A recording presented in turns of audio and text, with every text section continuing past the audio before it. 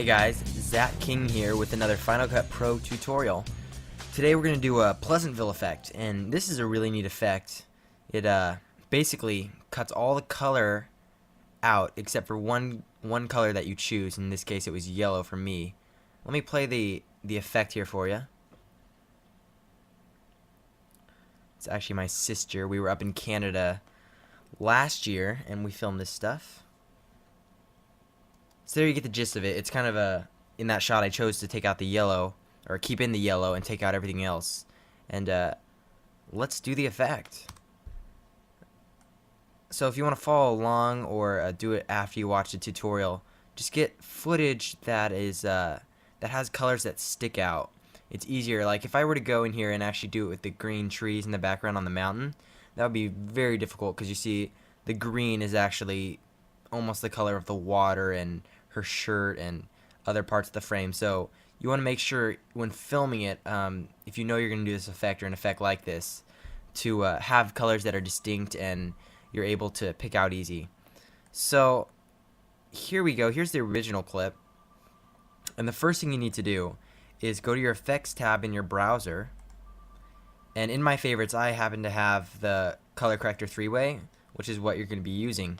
But if you don't have that in your favorites, come down here to video filters, color correction, and then there's your color corrector guy.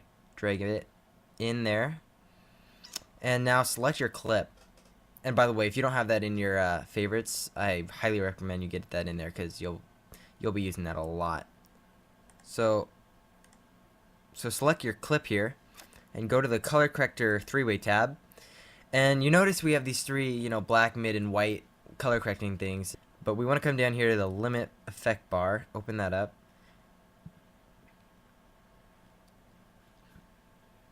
And now we are presented with these other luma and saturation and this color bar. And what you're going to do is take this little eyedrop tool right here and click the color you want to key in. Okay, so I selected the yellow, and you can see on the color wheel it kind of narrowed it down to that yellow that I picked. Here's the trick. Uncheck the luma box, uncheck the saturation, bring down your clip saturation, and you begin to see the color here that's being keyed. But the problem is it's not taking out the rest, and we want everything else to be unsaturated around that yellow color. So we're going to clip the button right here, which is an invert selection. It basically inverts everything we're doing there. So you see the saturations now everywhere else, and what we selected is yellow. And you can continue to click the eyedrop, and if you do that, you need to hold down the shift and click, and that didn't do much. So what you're going to probably have to do for this example is come down to your color wheel, your color bar, and open that up, and you can see there we got the whole thing. It was easier than doing this eyedrop thing.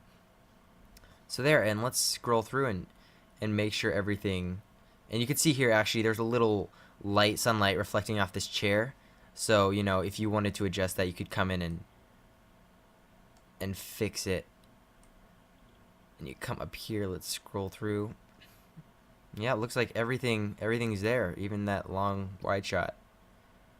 You want to be careful. A couple tips on this is, I had a red shirt right here, and if you notice the yellow is red, is close to this red. If I open this too far, when doing this, it's gonna bring in the red. It brings in her skin color right there. That actually is closer than the red. The skin color right there. So you want to be careful and make it. The more narrow you have it, the better. That looks good right there. So that's the Pleasantville effect.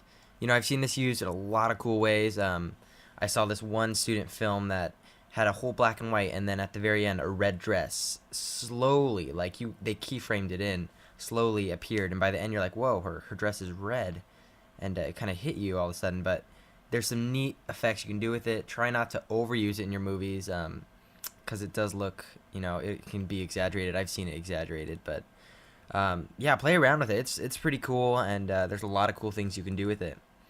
Well, that's the end of that tutorial, and check out our website, for upcoming tutorials. We'll have a bunch coming out this next couple weeks, so stay tuned. See you guys later.